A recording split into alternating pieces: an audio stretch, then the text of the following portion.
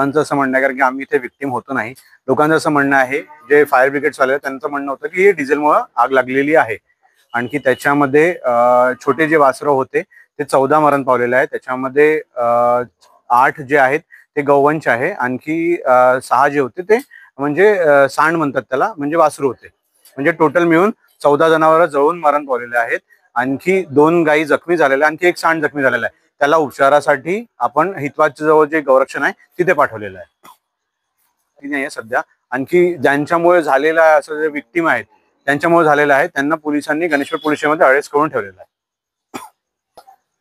Fire ब्रिगेडच्या 2 गाड्या आल्या होत्या. त्यांनी 1 तास ते 1.5 तासामध्ये त्यांनी आगीवरती नियंत्रण मिळवलेलं होतं.